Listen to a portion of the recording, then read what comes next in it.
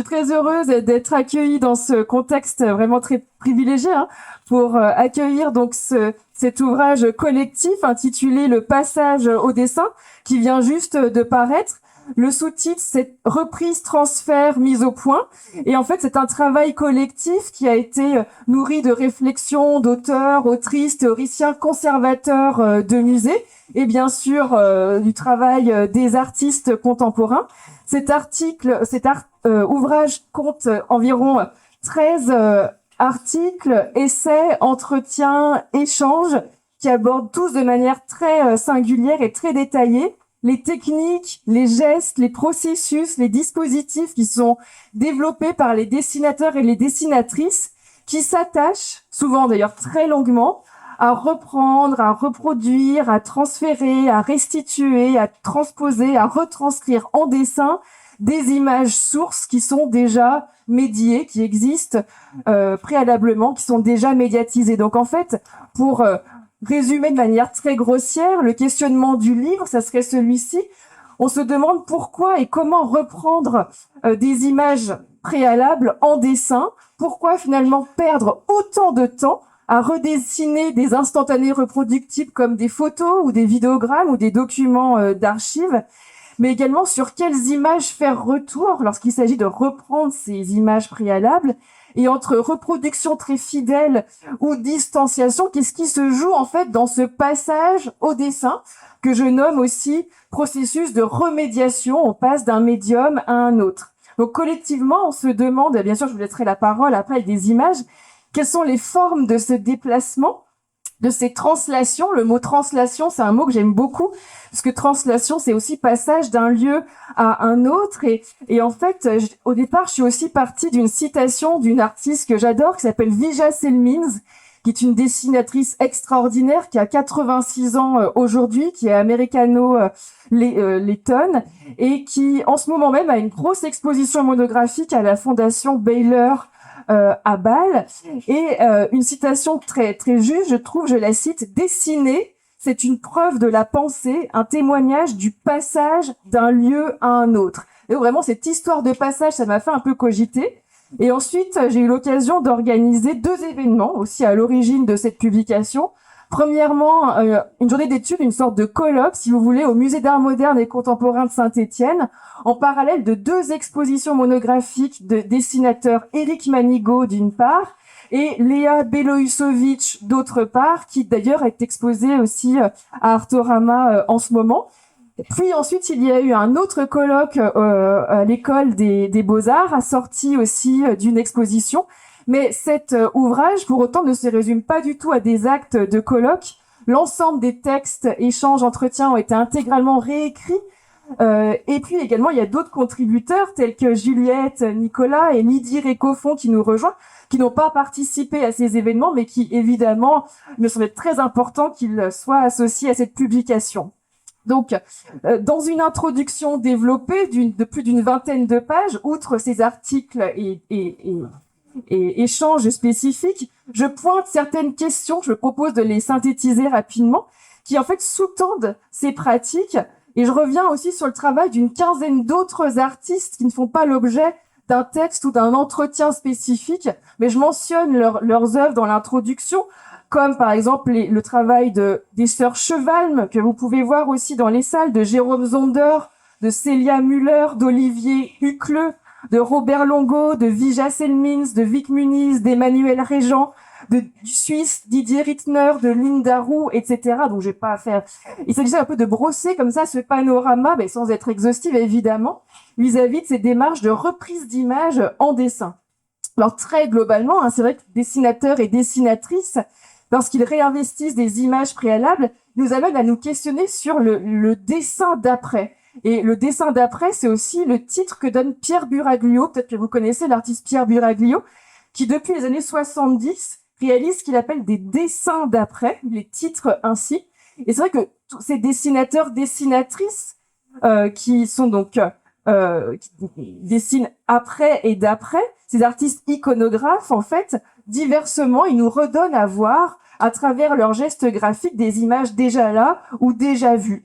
Par exemple, j'évoque Didier Rittner et sa banque d'images dessinées, décalqué littéralement, qu'il intitule Libre de droit et qui compte aujourd'hui plus de 700 dessins à partir de reprises d'images qui sont ensuite retransférées à de multiples échelles.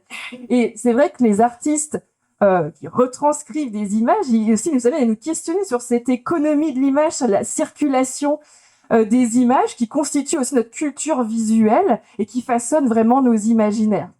Donc, les artistes dessinent à la fois d'après, donc à partir d'eux, mais aussi après, c'est-à-dire après coup.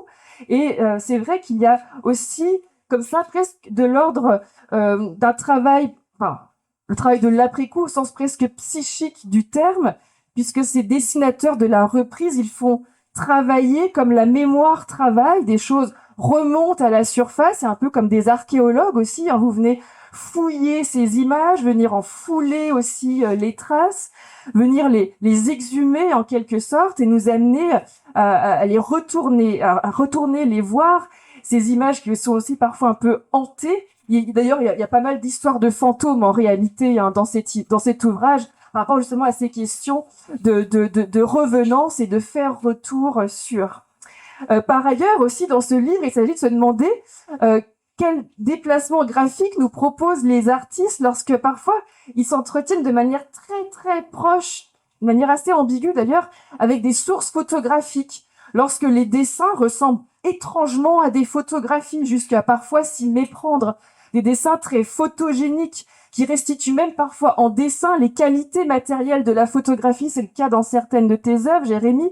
Par exemple, on retrouve cela aussi chez Mireille Blanc, chez Thomas Lévillane, chez Célia Muller aussi, qui dit vouloir développer en dessin des images photographiques argentiques. Et donc, ça crée une sorte d'ambiguïté visuelle. Je cite par exemple Robert Longo, l'artiste américain, je le cite, « Mes œuvres doivent se situer entre les deux. À une certaine distance, elles devraient procurer au spectateur une incertitude. S'agit-il d'une photo ou d'un dessin ?» Alors, c'est ce doute-là que l'on questionne en fait dans ce livre, ce trouble en fait entre photo, dessin, photo et vidéo, une relation que je qualifie de intermédiale, qui nous amène finalement à aller voir de plus près ce qui se passe et à aller regarder un peu plus en profondeur ces images, parfois même jusqu'à la limite de l'aveuglement d'ailleurs, si on pense à certains de tes dessins, qui sont presque dans le flou, aux dessins aussi complètement assourdis de Dove Alouche, on ne voit quasiment rien dans un premier temps, puis après quelque chose comme ça qui sourd d'une profondeur, ou des dessins très flous également de Léa Beloïsovitch.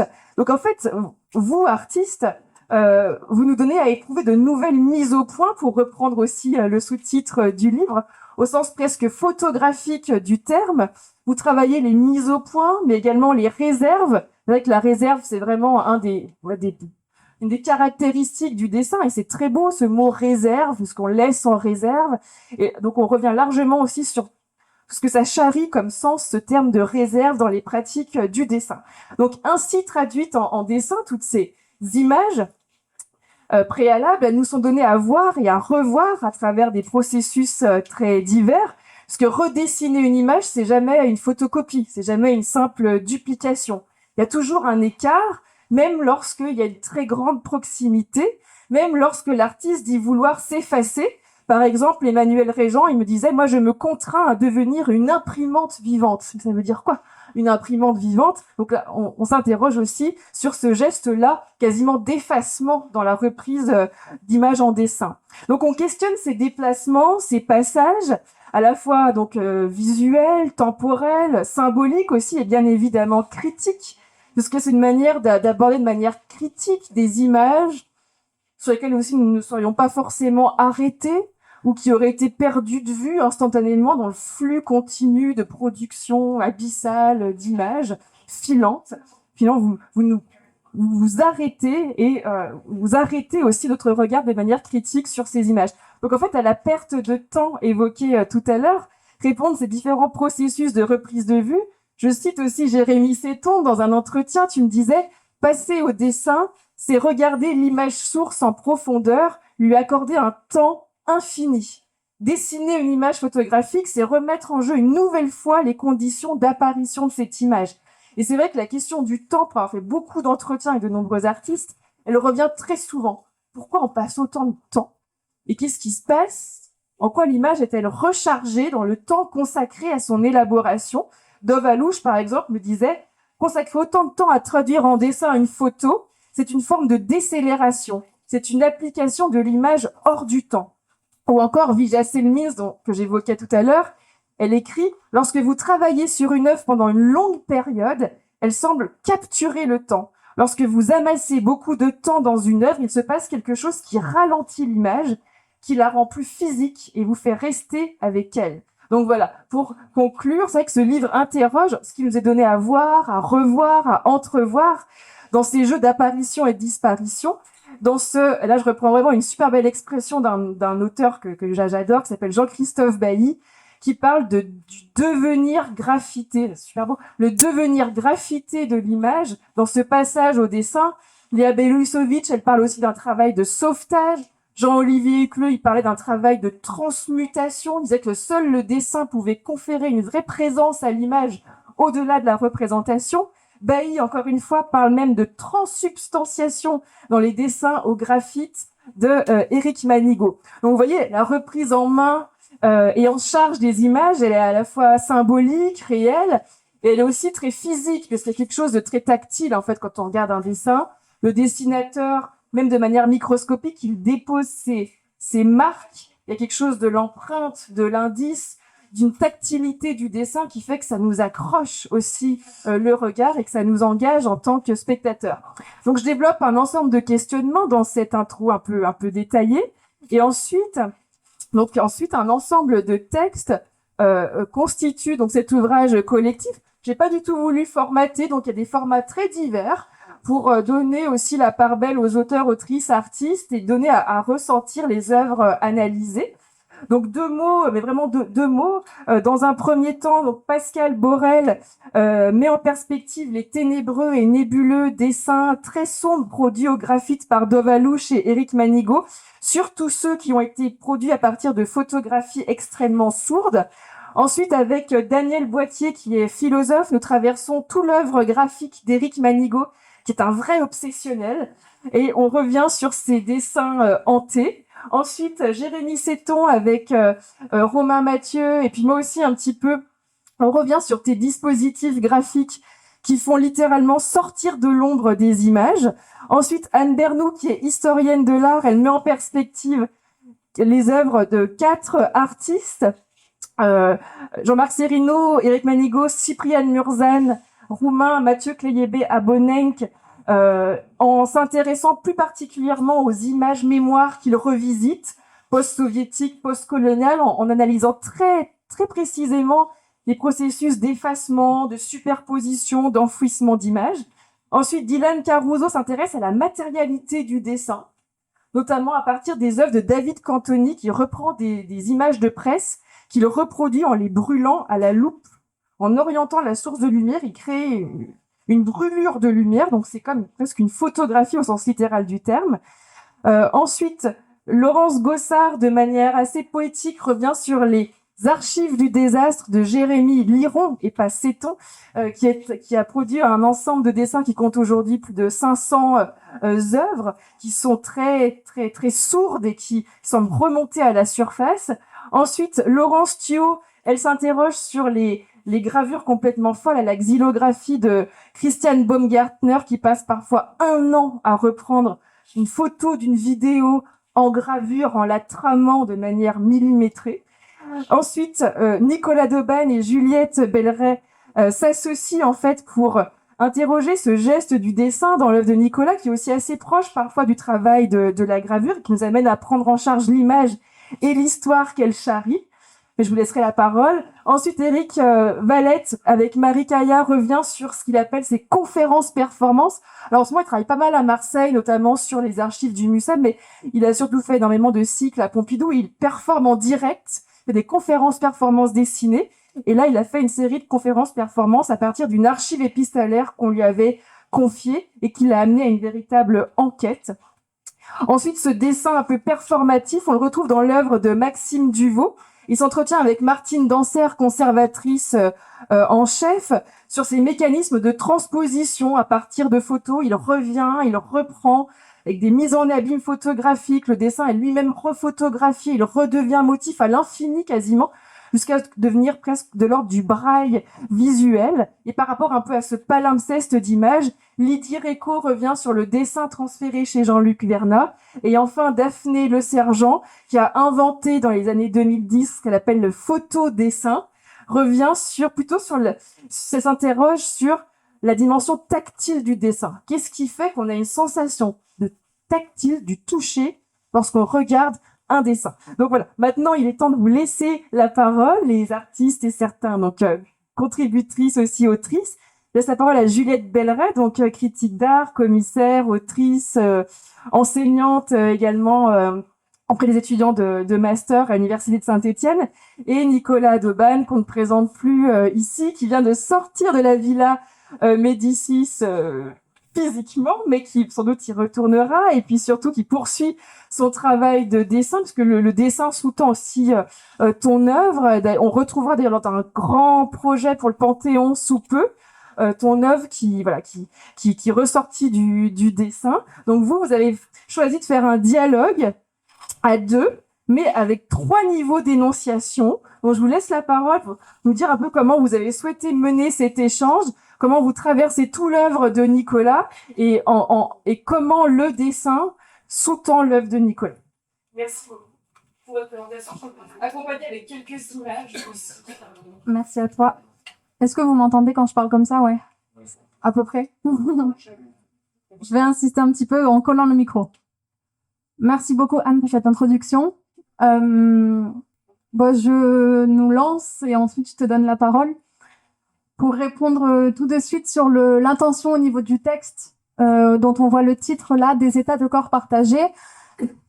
Je rebondis sur ce que tu disais Anne en introduction par rapport au fait que vous passez du temps à dessiner et qu'est-ce que ça fait de prendre ce temps-là, mais nous, l'angle du texte, tout de suite, ça a été de dire, au-delà du temps passé, il y a la question de l'intensité et de l'énergie physique qui est déployée par Nicolas pour produire un dessin.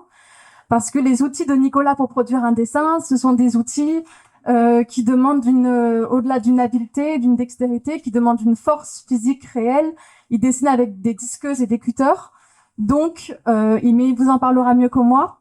Donc, il y avait vraiment cette idée que je voulais parler dans ce texte de qu'est-ce qui se passe à l'intérieur du dessin quand il se charge comme ça d'un effort physique, d'un rapport au corps qui est intense au moment de la production et aussi au moment de la réception des dessins, parce que le travail de Nicolas, souvent, tu te dis que pour regarder un dessin, il faut être dans une certaine disposition physique et tu travailles des installations de dessin de manière à ce que le spectateur ou la spectatrice soit dans un effort ou dans un inconfort pour bien recevoir le dessin. Donc, il s'agissait de faire le lien entre ces deux objets. Et j'en viens à la question de l'énonciation ici. Cette question d'un triple niveau d'énonciation qui est perceptible dans le texte parce qu'on voit la partie en italique qui est un dialogue et la partie normale qui est un texte critique. Juliette Belleret, Nicolas Debanne et une autre voix. C'est un effet cet effet-là, c'est un effet d'écriture, un effet de montage qui fait qu'on travaille sur un texte. Et l'enjeu, en fait, c'était surtout d'avoir une parole critique qui s'attache à penser le travail. Et je souhaitais vraiment qu'on puisse entendre Nicolas dans ce texte et avec ses propres mots et sa manière d'avoir un discours sur les œuvres parce que, comme disait Anne, moi je suis critique, donc je m'attache à écrire sur les œuvres et souvent de manière narrative en développant. Mais Nicolas, il a un rapport au discours sur l'œuvre qui m'intéresse beaucoup et une façon de parler de ses œuvres qui n'est pas possible à reproduire selon moi et qui devait avoir sa place d'une certaine manière dans ce texte. Où Nicolas, il a une pratique de la punchline pour parler de ses œuvres qui sont des formules courtes, percutantes, où en une phrase, on a compris quel était l'enjeu, on a compris quelle était la poigne du travail. Et donc, d'où la question du dialogue, parce qu'on a travaillé à trouver des petites punchlines ou des citations qu'on voulait voir présentes et qui allaient nous guider dans la traversée du texte et dans la traversée du travail de dessin de Nicolas. Peut-être pour maintenant parler de ta pratique, de à quel point le dessin est permanent dans ton œuvre, même si on a traversé des travaux très différents qui ont des esthétiques très différentes. Je te cède la parole pour parler de la technique et de l'actualité. Merci pour ces deux introductions, Anne et Juliette. Merci beaucoup. Peut-être un mot rapide sur la technique. En fait, très rapidement sorti de l'école des Beaux-Arts, j'avais très peu d'espace pour travailler et inévitablement j'ai utilisé l'espace de la table de la cuisine pour travailler. Et l'espace de la table de la cuisine accueille la surface de papier pour dessiner. J'ai commencé avec du graphique de manière très simple. D'ailleurs, j'avais en tête Éric Manigaud, qui est un artiste que j'apprécie beaucoup, artistiquement et humainement parlant. Et très rapidement, j'avais envie, face à la déception de ce que je pouvais produire, j'avais envie de tendre la main vers le spectateur, mais de lui tendre la main en lui indiquant en même temps une direction, de le tirer un petit peu comme ça vers moi. Et je me suis dit que ça pouvait passer éventuellement par l'utilisation d'une matière singulière. Et je vous passe les recherches diverses. J'en suis venu à l'utilisation de l'acier sous forme de poudre, donc de l'émail de fer que je ramasse dans des usines. Et cette émail de fer, elle est venue en corrélation avec la question de la représentation de la prison. Représentation de la prison parce que j'y ai mis les pieds très régulièrement quand j'étais étudiant. J'étais très intéressé par le fait de rencontrer toutes ces personnes, hommes, femmes, mineurs. J'ai beaucoup travaillé avec eux et j'avais envie de montrer ce que vous voyez pas. En tout cas, si vous y êtes pas allé, moi j'ai pu voir à quoi ça ressemblait à une prison et j'avais envie de le montrer. Donc voilà, ceci passant assez rapidement, je me suis aperçu que la limaille de fer, elle avait la possibilité d'exprimer des choses parce qu'elle était elle-même, c'est-à-dire qu'elle me permettait, à travers l'utilisation d'une surface magnétique et de ces grains d'acier, de faire quelque chose que la main ne pouvait pas faire. Ça m'intéressait, c'est-à-dire qu'au moment où tu dessines, il y a le geste du dessinateur qui peut être très précis, mais il y a aussi la matière qui se guide un petit peu toute seule, on le voit, avec ces glissés de poudre. Donc ça, c'était un grand mural en 2020 au Palais de Tokyo. Tout ce qui glisse sous cet hôtel de ville 1871, est un effet de poudre qui m'échappe des doigts au moment où je réalise le dessin au-dessus. Et donc, cette glissée de poudre, si vous voulez, elle n'est pas faisable à la main. C'est strictement impossible. D'ailleurs, quand quelqu'un touche le dessin mural, je ne peux pas faire de retouche. C'est impossible. Donc, c'est ça qui m'intéressait aussi. C'est-à-dire que je prenais en charge le fait de dessiner cette architecture, évidemment, savamment choisie. On sortait de X événements des Gilets jaunes. C'était quasiment la fin de ce mouvement. Et j'avais juste reconvoqué l'image de la commune. Ça m'intéressait aussi. Quand on parle de la convocation des images et qu'est-ce qu'on décide de montrer, en tout cas au 16e arrondissement à Paris, au Palais de Tokyo, j'avais envie de remontrer la question de l'insurrection. Donc du coup, je le fais avec ceci. Et en fait, le travail avance. Je vais en profiter, voilà, pour juste pendant 2 secondes évoquer le projet que je réalise pour le Panthéon en novembre prochain. Donc j'ai une invitation, une carte blanche au Panthéon. Et cette invitation, elle se fait avec l'idée on m'a demandé de continuer à regarder les lieux de mémoire qui sont a priori, en tout cas nommés en tant que tels, importants en France, les hauts lieux de la mémoire française, et liés à la guerre. Du coup, j'ai décidé de représenter certains espaces, comme par exemple, on le voit dans une des pages, la prison de Montluc. Donc il y a 3 niveaux de représentation que j'ai décidé de représenter telle que je la vois, la prison de Montluc. Ensuite il y a la forêt du Struthof, qui n'est pas présente là en photo, de l'ancien camp de concentration du Netzweiler Struthof, avec une part de récit, où je commence un peu à calquer une part de récit qu'a eu l'État sur la présence de ce camp, en fait, tout simplement, ce camp était sur une colline à nu. Or, aujourd'hui, il y a des grandes forêts qui sont autour et tout le monde s'est toujours dit « Ah, on ne pouvait pas le voir parce qu'il y avait une forêt autour. » Or, ce n'est pas vrai. Au moment de la présentation de l'existence du camp, il était sur une colline qui était claire. Donc je redessine cette forêt qui est un mensonge d'État, et un mensonge de récit à travers l'histoire. Et pour finir, je dessine le Mont Valérien, et là je pousse encore plus le curseur. Mais pour revenir sur cette image, tout simplement, je me posais la question de la représentation, très simple. Ici, on est au fond du couloir du rez-de-chaussée de la prison de Montluc. Et au fond du couloir, j'ai redessiné ce couloir. Mais je l'ai dessiné avec des petits détails qui sont très différents. Toujours avec cette limaille de fer qui me permet d'avoir cette espèce d'effet vaporeux et flottant. Hein. C'est-à-dire que cette image, elle tient que parce qu'elle est aimantée, elle est retenue par une force magnétique. On a ces 9 panneaux qui font 1 mètre carré chacun. Je vous laisse faire le calcul. 9 mètres carrés, c'est aussi la surface au sol d'une cellule, évidemment. Et ce couloir, en fait, je le redessine juste, je représente les portes fermées. C'est-à-dire que au temps du mémorial, c'est-à-dire aujourd'hui à Lyon, prison célèbre pour le duo Klaus Barbie Jean Moulin, les portes sont ouvertes parce que c'est un mémorial. On visite, hein, on va dans les cellules, on va voir. Dans mon dessin, j'ai précisé qu'il était important de refermer les portes parce que ce que je convoquais, c'était pas le mémorial, c'était le temps de la prison. Cette prison a existé pendant 100 ans, et pendant 100 ans, il y a eu des temps et des couches d'histoire très différentes, comme notamment des Asiatiques enfermés dans les années 30 pour cause de communisme, ou les Algériens qui ont été enfermés et exécutés pour certains dans les années 60. Pourquoi est-ce que j'ai fait ça? Tout simplement parce que ce mémorial a été dédié, ce mémorial qui est une ancienne prison, a été dédié à la période 43-44. Qui est une période forte sur la question de la construction d'une baraque aux Juifs et aussi sur le fait de l'enfermement d'anciens résistants. Donc, s'en est suivi déportation et exécution.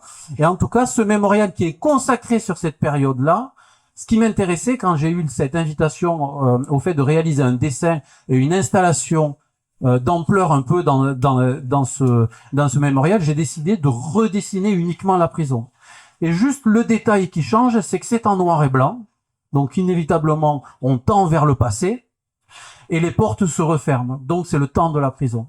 Donc si un ancien Algérien qui a passé du temps dans la prison, y revient, il ne la reconnaît pas puisque le temps mémoriel consacré est consacré à la période 43-44, mais dans mon dessin, il peut la reconnaître puisque c'est le temps de la prison.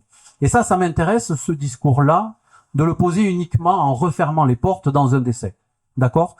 Pour précision, au Panthéon, je poursuis le dessin. Cette prison est constituée d'un rez-de-chaussée, d'un +1 et d'un +2, rendu célèbre le +2 par le film Un condamné à mort s'est échappé puisqu'il s'enfuit par une lucarne. Je vais redessiner à échelle 1, comme on le voit. Là, c'est un dessin qui fait 3 mètres sur 3. Le rez-de-chaussée, il sera placé au sol, entre 0 et 3 mètres.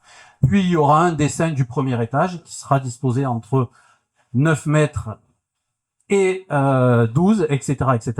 Entre 6 mètres, entre 3 mètres et 6 mètres, puis 9 mètres, 6 mètres et 9 mètres, etc., etc. En gros, on aura face à nous, à peu près au-dessus de la tombe de Jean Moulin, à peu près à quelques mètres près, toute la prison Montluc à échelle 1 face à nous. Parce que ça aussi, ça m'intéresse de proposer aux spectateurs, dans le Panthéon, qui est une architecture de force et de démonstration, une autre architecture de force et de démonstration, uniquement par le biais de quelques kilos de poudre de fer, quoi, en tout cas. Et peut-être pour terminer, on va juste aller sur une image qui est un photogramme. Alors c'est vrai, voilà, je sors d'une année formidable à la Villa Médicis et je me suis employé, puisque j'étais dans un endroit relativement privilégié sur la question du travail, on est très accompagné, etc. Et je me suis emparé d'une fenêtre qui est sur la façade de la villa, dont on parle assez peu, puisqu'elle est à l'arrière d'une sorte de pilier. Vous savez, les années passent et les constructions se succèdent et parfois on invisibilise certains espaces. Et l'espace qui a été invisibilisé, c'est la fenêtre derrière laquelle Galilée était enfermé. Galilée, en 1633 à Rome, passe 6 mois, puisqu'il est protégé par les Médicis, il passe 6 mois enfermé dans une pièce pour pas qu'il soit tué donc dans la rue. Et les Médicis font la promesse à la ville de Rome et au pape comme quoi ils vont le garder, il sera là, il va pas continuer à dire encore que c'est la Terre qui tourne autour du Soleil, il va arrêter. Je vous assure, ce n'est pas vrai. Bon, en tout cas, lui, il doit abjurer, donc il sort de temps en temps de sa cellule et il va présenter excuses et autres théories possibles, puisqu'il dit que ce n'est qu'une théorie. Moi, je me suis attaché uniquement à cette fenêtre qui est constituée, qui est un cercle de pierre constitué d'une grille. Et si je vous montre ceci, parce que ouais, c'est pour la technique. En fait, il s'agit d'un photogramme. Alors, un photogramme, c'est de la photo puisque c'est sur un papier photosensible, d'accord? Et la première fois où je teste ceci, c'est tout simplement, je prends mes dessins sur verre, donc je réalise des dessins sur verre, que je pose dans le noir. Voilà, j'ai une petite pièce chez moi dans lequel je peux faire le noir. Je la pose, cette pièce sur verre, avec son dessin, donc ici entre autres une forêt, sur un papier photosensible, et je prends une disqueuse qui produit des étincelles. Les étincelles, elles produisent de la lumière, et quand elles passent à grande vitesse à la surface du papier photosensible, elles laissent des trajectoires. Donc ce que vous voyez, c'est mon dessin en négatif, transposé en négatif, puisqu'il y a un cache, et on voit des grandes trajectoires. Et quand je vois ces trajectoires-là, je pense à la question balistique, hein, la guerre, la forêt, Mont Valérien, etc.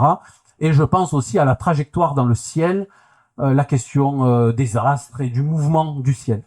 Et c'est ce que j'ai fait donc du coup pendant un an. J'ai développé, donc on le verra dans des prochains événements, voilà, le développement du dessin sur support papier photo.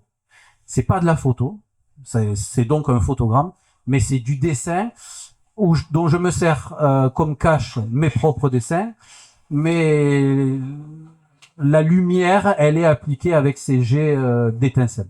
Voilà. Donc c'est une nouvelle technique que je mets à jour et que je suis bien content de rentrer dans la case dessin, puisque ça en est pour moi. Voilà. Donc en fait, c'est détaillé de manière très précise ces gestes du dessin dans l'œuvre de Nicolas et de réfléchir ensemble sur les enjeux de sens de ces mises au jour diversement opérées par un dessin très très très physique, très engagé dans tous les sens du terme et qui vient nous toucher directement eu égard à cette matérialité et à la force d'attraction de ces dessins en suspension en limaille de fer. Et c'est pour essayer de pas peut-être dépasser le temps, parce qu'ensuite effectivement vous pourrez vous entretenir avec les auteurs, autrices, artistes après la présentation, parce qu'il y a une autre présentation juste après. Donc on ne peut pas déborder trop. Lydie Réco qui vient d'arriver, je ne sais pas si tu veux dire deux mots, Lydie, qui vient de nous rejoindre, contributrice aussi, et qui nous propose un article sur l'œuvre de Jean-Luc Vernat. Ah, il a commencé un peu en retard, non? J'ai pas eu d'informations.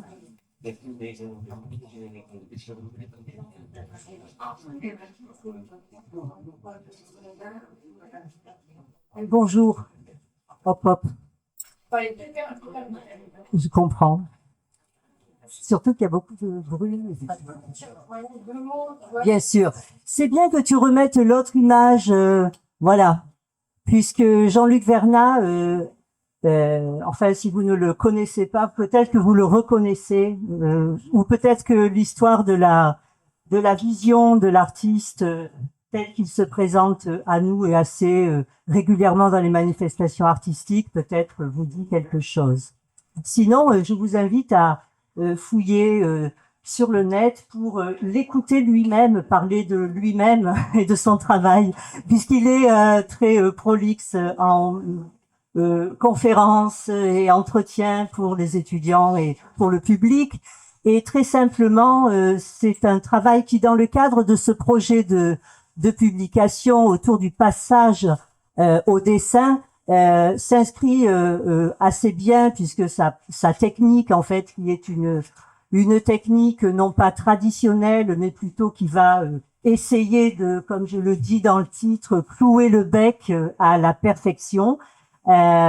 passe par différentes phases finalement d'approche du motif, et ce sont des motifs très variés, hein, dans un large spectre finalement de références, aussi bien historiques à l'histoire de l'art que par exemple aussi à sa culture rock, underground, et sur d'autres registres plus largement faisant appel à des images que nous avons nous tous en tête, comme par exemple le paysage ou le thème animalier, voilà, qui sont des thèmes assez génériques comme ça. Donc dans ce spectre très très large de références, sa pratique va consister finalement à partir d'un dessin ou à partir d'une image qu'il aura puisée ailleurs, de la déplacer, hein, de son origine, un dessin, une image, vers des processus, des bains, des réalisations finalement qui vont tenter d'en faire surgir autre chose. Et à chaque étape finalement de ces effacements, de ces photocopies, de ces retravails par-dessus ou par-dessous, eh bien, il va émerger un dessin final qui sera, quand on les voit, et c'est bien sûr l'idéal, hein, de pouvoir les voir et de les observer. Dans la technique, vous avez donc l'apparition de ces différents éléments finalement d'intervention, de ces divers temps d'intervention qui sont destinés finalement à faire émerger une image qui, à un moment donné, sera arrêtée par la volonté de l'artiste, puisqu'elle parviendra à être suffisamment bancale, je dirais, un petit peu moins parfaite qu'elle n'était au départ, et pour transporter du sens, et un sens particulièrement profond, sur la notion de l'existence. Il parle beaucoup lui-même du fait que nous sommes en train de mourir, n'est-ce pas? Puisque dès la naissance, nous sommes dans le processus de la disparition, de la mort. Donc ce principe qui commande finalement toute son approche philosophique, je dirais, de vie, de pensée, il le transpose dans le champ artistique et nous propose des images qui elles-mêmes peuvent avoir été réalisées sur des papiers déjà jaunis, déjà usés, hein, par le temps. Et la question de la temporalité est extrêmement importante pour percevoir le sens qu'il veut donner finalement à chacune à chacun de ces motifs, à chacune de ces images au final, nous transportant finalement dans cette appréhension, dans cette compréhension du temps qui passe, du temps qu'il a fallu pour faire le dessin, autant le temps qu'il faut pour le saisir, et encore le temps qu'il va falloir pour qu'il disparaisse avec nous, en fait. Voilà. Donc c'est un processus relatif au dessin, du passage évidemment, relatif au dessin évidemment parce que il touche, il retouche, il macule, il efface cette image sur laquelle il travaille de manière assez longue. Il y a une temporalité aussi offerte qui est très très forte. Et puis voilà. Voilà. La question en fait de ce travail est celle du passage et dans tous les sens, hein, dans la temporalité, mais aussi donc dans le processus du dessin comme faisant émaner bien sûr quelque chose à partir de rien. C'est parfait, Lydie. J'enchaîne très vite parce que le temps passe. Donc tout ceci est bien sûr développé dans le livre. Je vais laisser la parole à Jérémy Setton qui fait l'honneur de la couverture. C'est un détail d'une installation. On a du mal d'ailleurs vraiment à comprendre ce qu'il se passe, ce qui se joue. Un dessin qui semble un peu en négatif, un corps. S'agit-il d'un vrai corps qui semble s'intercaler? Quelque chose de l'ordre de la projection, on comprend pas très bien. Et Jérémy Setton, donc tu reviens sur vraiment le dessin quand il sous-tend ton travail, en revenant sur des œuvres plus anciennes. Là, c'était au château de Servières, ici. Donc, ça date un peu maintenant, cette œuvre emblématique intitulée Le Bureau, qui date de 2010, mais il est déjà question de dessin selon toi. Tu reviens vraiment sur tout ce cheminement. Parce que vous voyez l'ombre, les fameuses ombres effacées révélées par nos corps opaques sont de l'ordre de la réserve, donc c'est bien finalement de l'ordre du dessin également. Donc tu reviens dans ce vaste entretien sur l'ensemble donc des dispositifs qui ont trait au dessin dans ton œuvre, comme avec cette installation incroyable intitulée Tracing Faces, qui date de 2014. Donc là, on voit avec un plan un peu plus large l'objet de la couverture. On comprend peut-être un peu mieux de quoi il en retourne, mais en même temps, c'est pas aussi simple que ce que ça en a l'air. Donc peut-être que tu pourras nous dire 2 mots sur ce dispositif. On voit là des étapes de travail, les images sources, les phases intermédiaires, là, le dessin en cours de réalisation. Tu parles également dans cet entretien de la série des disparus que tu es en train de développer en ce moment, où il est vraiment question de mise au point au sens photographique du terme, puisqu'on a finalement quelque chose de l'ordre de la défocalisation. Alors, on est vraiment dans le flou à partir de la reprise d'affiches qui existent réellement. Tu as fait un inventaire des affiches dans le cinéma français qui s'intitule soit disparu, soit les disparus, soit disparition, et tu travailles cet effet en dessin de la disparition. Tu nous parles également de ces dessins au savon d'Alep, qui sont de grands dessins. Ces deux-là, d'ailleurs, avaient été exposés au FRAC Marseille l'année dernière, au MAC, pardon, de Marseille l'année dernière. Mais donc, il y en a un certain nombre. Tu continues à les développer aussi. Le processus est aussi fort intéressant, eu égard à tes origines familiales, des grands-parents venus, enfin exilés d'Alep vers l'Égypte, avant ensuite d'émigrer en France. Des dessins donc au savon d'Alep, réalisés sur des plaques de placoplâtre de différentes couleurs, du BA13 en somme, si vous préférez, des dessins à l'eau. Qui est enrichi d'un tout petit peu de savon d'Alep. Donc tu dessines avec ton pinceau d'eau en reprenant ces images d'une archive familiale. Le dessin, l'eau s'évapore. Il ne reste qu'une infime pellicule de résidus de ce savon d'Alep. Et tu passes des couches et des couches jusqu'à obtenir quelques densités de ce dessin, somme toute fantomatique. Donc un dessin évaporé au savon d'Alep. Ça fait partie d'autres de tes technique graphique.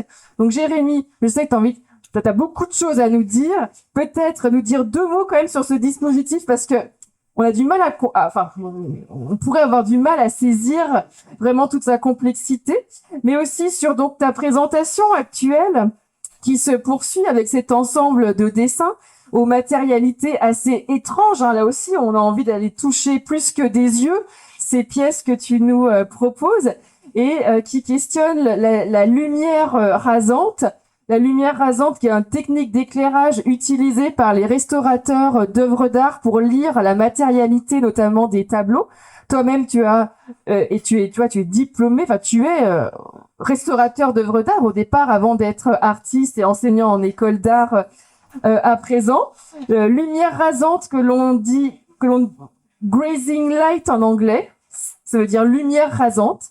Et ce sera aussi le titre d'une de tes expos monographiques à venir en décembre prochain à Vienne, en Isère. Une exposition intitulée Grazing Light, où tu feras vraiment une démonstration de toutes ces recherches sur la lumière qui traverse aussi l'ensemble de ton œuvre. Donc peut-être quelques mots sur cette installation et puis sur tes œuvres très récentes. Tu développes tout ça formidablement bien dans ce riche entretien, dans ce livre, donc Le Passage au dessin. Merci beaucoup Anne. Merci Nicolas aussi, merci à vous pour vos interventions. Ce que Anne n'a pas dit, c'est que j'ai la chance d'être sous son commissariat pour l'exposition de la Halle des Bouchers qui aura lieu à Vienne en décembre prochain. Donc cette expo Grazing Light, on va la penser aussi ensemble. Oui, effectivement, il y a beaucoup de questions de lumière, parce que la photo, c'est la lumière, par définition. C'est la photo sensible, c'est la lumière qui se fixe, qui se fiche, qui pétrifie à une surface et qui produit une empreinte finalement. Et une empreinte, c'est une mémoire, c'est la mémoire d'un passage. J'étais interpellé quand j'ai commencé toutes ces séries de dessins d'après les photos, puisque c'est le thème du bouquin, de voir que très souvent les artistes mettent passer sous silence quelque chose qui est pourtant évident, mais dans les discours, il y avait comme une gêne, presque une honte, qui est toute relative hein, selon les artistes, mais à parler du vidéoprojecteur. Pourtant, il y a pas de honte à mettre un vidéoprojecteur pour cerner une image. Hein. Il y a quelques siècles, on avait des techniques de report par mise au carreau, mais il y a quand même ce fantasme depuis sans doute le romantisme que le geste de l'artiste il doit être direct, sans sortir de son génie quoi. Et moi, ça m'amusait de faire dans cette installation un dispositif qui montre, dont l'exposition serait le dispositif de réalisation du dessin. C'est-à-dire que le vidéoprojecteur qui m'a servi à faire ce dessin, il reste dans l'exposition. Non seulement il reste dans l'exposition, mais il participe à l'exposition parce que il fait pas. Sans lui, il n'y a plus d'exposition. C'est-à-dire qu'en fait, si tu peux remontrer les images sources, voilà. Je suis tombé sur une image de famille dans laquelle j'avais trouvé un exemplaire où quelqu'un dans les années 30 avait effacé un des personnages. Il est toujours, vous voyez, il y a quelqu'un en moins là-haut. Et ils avaient dessiné un buisson pour camoufler l'absence de cette personne. Et photographier, voir une photo, c'est voir un ça a été, comme dit Roland Barthes, c'est voir quelque chose du passé. Et en même temps, c'est censé être une preuve, mais ça peut devenir un mensonge. Et donc toutes ces choses-là m'intéressent beaucoup. Et j'ai voulu interroger ce geste assez violent quand même d'éradiquer. On n'est pas dans une photo de communiste, là c'est une photo de famille, hein, donc c'est pas tout à fait le même geste. D'interroger ce geste de dessiner ce faux buisson pour effacer. Et je me suis proposé de rejouer ce geste en le renversant. Et j'ai pris la photo, non pas la photo où il manque quelqu'un, mais la photo où il y a tout le monde, la photo de gauche, la photo d'origine. Je l'ai projetée dans la salle d'exposition sur un papier marouflé sur un grand support. Je l'ai donc projetée en noir et blanc. Et ensuite, j'ai passé mes 2 mois de résidence à dessiner cette photo. Mais en fait, en la dessinant, j'ai voulu effacer la photo. C'est-à-dire que j'ai cherché les valeurs de gris qui compensent les valeurs de gris de la photo. De fait, j'ai dessiné le négatif. Partout où il y avait du blanc, dans la projection, tu as retrouvé un gris. J'ai cherché les valeurs de gris qui compensent les valeurs de blanc. Donc, quand c'est très clair, je mets beaucoup de noir. Quand c'est à peine grisé, je mets très peu de noir, etc. De manière à ce que je dessine le négatif. Et si tu remontes l'autre photo où il y a les étapes, on voit là, quand mon dessin est en cours, que progressivement, ce dessin vient effacer la photo projetée. Donc je fais référence à ce geste d'effacement de cette personne qui en 1937 a voulu effacer quelqu'un de cette famille. Et plus j'avançais dans mon dessin, moins il y en avait à voir. Ça, c'est le temps de résidence. Donc les gens qui suivaient la résidence ont assisté à ça. Et le jour de l'expo, il n'y a plus rien. Le jour de l'expo, il y a une silhouette grise qui correspond en fait à mon dessin superposé à la projection. Les deux s'annulent. Le négatif sur le positif s'annule. Et donc, ce monochrome gris, cette continuité grise, cette silhouette grise de groupe est là comme des fantômes. Pour moi, les photographies, c'est des fantômes. Hein, c'est des choses qui sont sous nos yeux. C'est des gens qui sont sous nos yeux et pas là en même temps. C'est des fantômes. Et en même temps, contrairement à la photo de 1937 qui était très agressif avec ce geste d'effacement définitif, mon objectif, c'était que ça soit au service non pas de la disparition, mais de la révélation de l'image. Comme un dispositif de mémoire, un dispositif mémoriel. Ce qui fait que, en fait, j'ai pas effacé la photo, je l'ai superposée par son négatif dessiné. Donc, quand quelqu'un passe devant la projection, il se retrouve avec dans son dos le négatif de l'image, pardon, le positif de l'image projetée, et dans son ombre, mon dessin, qui apparaît que à cet endroit-là.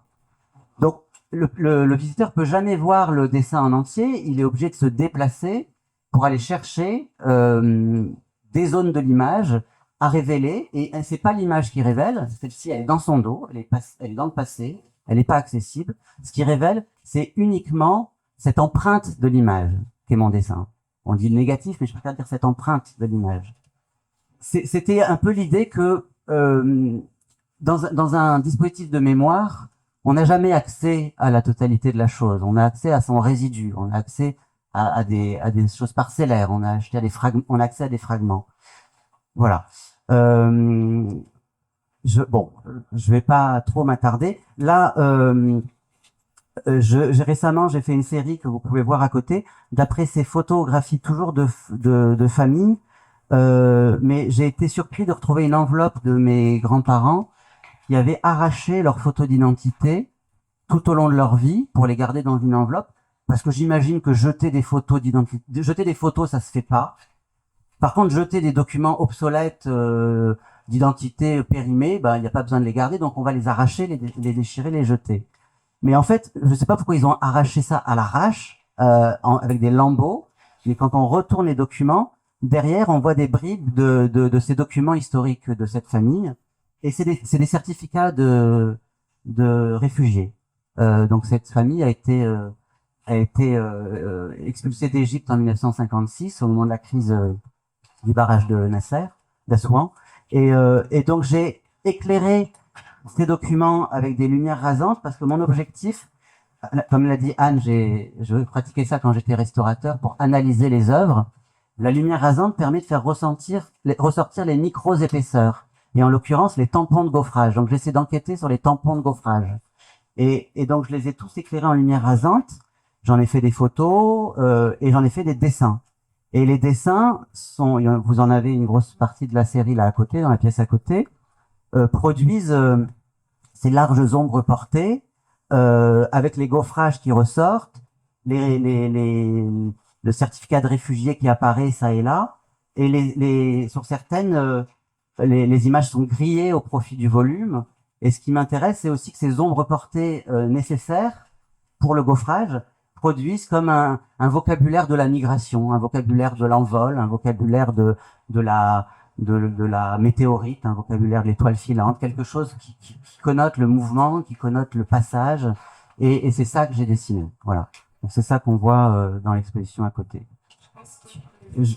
Je dis quand même un petit mot là-dessus, parce qu'après je pourrais en reparler devant la pièce à ceux qui veulent.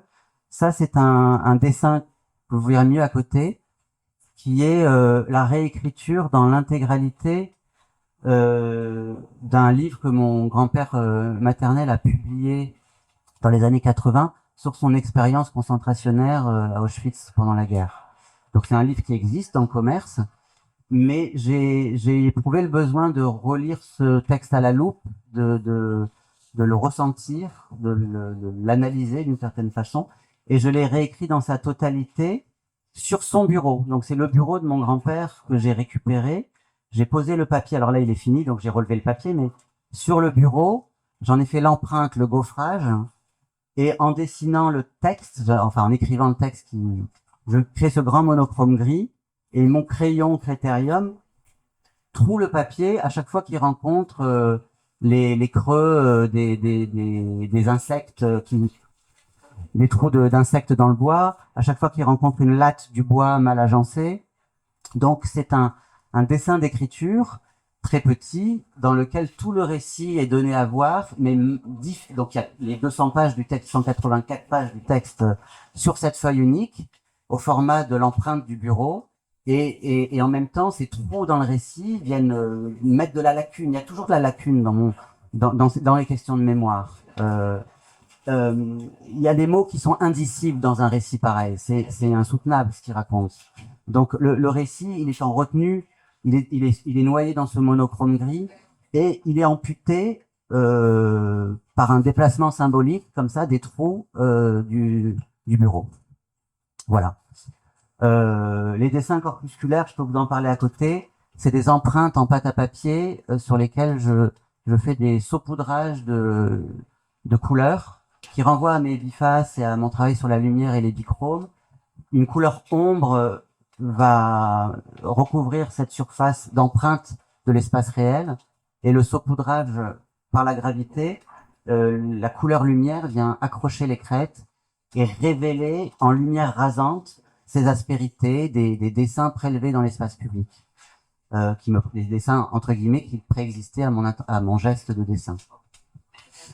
qui renvoie aux gaufrages qui sont dans la pièce à côté et à tout ce travail sur l'inframince et la révélation de l'inframince par le dessin et par la lumière. Voilà. Pour terminer, peut-être conclure sur quelque chose. Pour terminer là-dessus, je voulais vous annoncer aussi que je lance une souscription pour une monographie en cours d'écriture et que j'ai fait aussi des sérigraphies de ce travail que je vais présenter à côté maintenant pour la prévente de ma monographie et dans lequel Anne va écrire, on aura un entretien ensemble. Il y aura un texte de Florian Guettet, qui est philosophe, et de Anne Bernoux, qui est historienne, sur la mémoire dans mon travail. Et des notices d'œuvres, etc. Voilà, à suivre à côté. J'ai l'honneur, le plaisir d'être artiste invité cette année au salon, donc je continue cette discussion à côté. Qui excède largement finalement la stricte question de l'image. Je ne sais pas si vous avez des questions à présent. C'est assez réducteur évidemment de parler d'un collectif avec 13 textes tous très singuliers, mais j'espère néanmoins que cette présentation collégiale aura permis de rendre palpable certains questionnements qui sont communs à ces diverses pratiques, aussi singulières soient-elles, et qui nous amènent toujours à nous interroger sur la fabrique de l'image, sur les cheminements proposés par les artistes et cette espèce d'effet un peu, c'est pas alchimique du passage au dessin, où quelque chose se joue au-delà de la reproduction de l'image. Il y a vraiment une transmutation qui s'opère dans la reprise d'images avec des gestes qui sont toujours très réfléchis de la part des dessinateurs et des dessinatrices, et c'est ça qu'on a voulu travailler de manière commune dans cet ouvrage collectif. Le passage au dessin qui n'en finit pas de s'actualiser au fil des pratiques qui continuent évidemment à se poursuivre.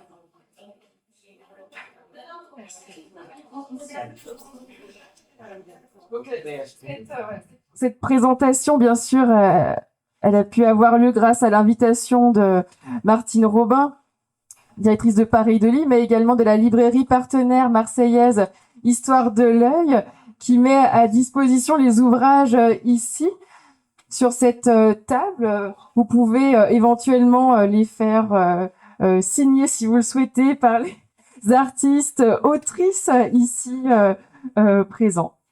Tout est envisageable, bien sûr, espérant que ces questionnements fassent écho aussi à vos propres expériences devant ces œuvres que nous parcourons, notamment dans ce salon et ailleurs. Je vous remercie beaucoup pour votre attention, pour votre écoute, et pareil Dolly aussi pour l'accueil.